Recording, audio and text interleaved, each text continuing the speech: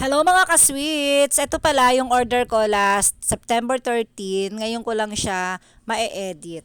Order pala to ni Ate Zenny. Thank you Ate Zenny sa pagtitiwala mo sa Gelay Sweets and happy birthday sa iyong mother. Ang size ng cake is 8x5 pero 8x4 lang yung aming napag-usapan ni Ate Zenny pero hindi ko na siya kinat, parang pa-free ko na din siya kay Ate Zenny.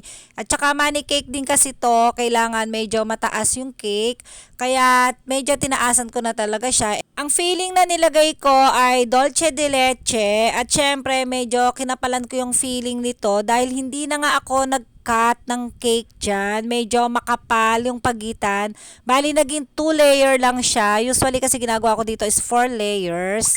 Pero ginawa ko na lang siyang 2 layers nga. Dahil nga money cake to, hindi pwedeng maraming putol at baka masira siya, mas madali siyang magkakrack kapag ka ganon. Kaya kinapalan ko yung mga cakes niya. And bumawi na lang ako, kinapalan ko lang din yung feeling niya. Kasi baka hindi nila maramdaman yung feeling kapag ninipisan ko lang dahil nga sobrang makapal yung cake. Ang ginamit ko na frosting dito ay whipping cream. Napakasarap ng whipping cream na to. Sobrang sarap talaga niya. Hindi siya ganun katamis. So, bali, ang color talaga ng cake ay peach. Pero, inuna ko muna yung white. Kasi ayoko naman i-direct yung may color. Para hindi naman buong icing ay may food color. Eto nga yung color ng cake. Nakalimutan ko pala, hindi pala naka-play yung video. So, eto na nga yung pinakang color talaga ng cake. Light peach. Ayan, super light peach lang yan. Meron kasi akong design na pinagayahan. So, ginaya ko lang yung color ng cake. Eto na pala yung money na ilalagay natin sa loob ng cake. Maaga ko pala tong ginagawa kasi binabalot ko pa to ng plastic isa-isa. Ayan, tapos lilinisin pa, pupunasan ko pa yan isa-isa.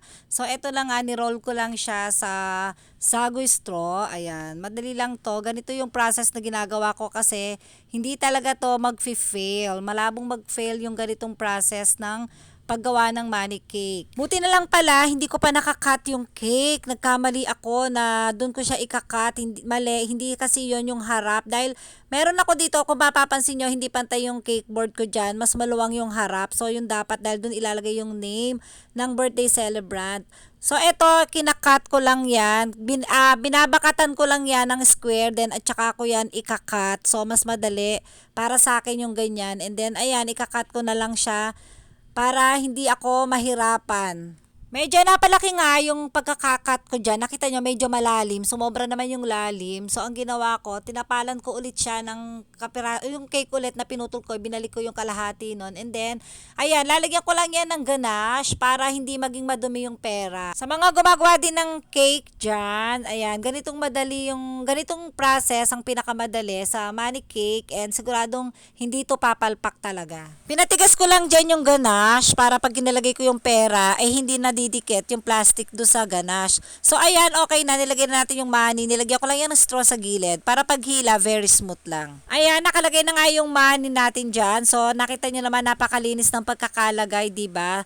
Ayan. Tapos, ito naman topper. Nilagyan ko lang siya ng tali and then nilagyan ko siya ng scotch tape para siguradong hindi siya matatanggal kapag kahinila. Ayan, tapos na ang cake natin.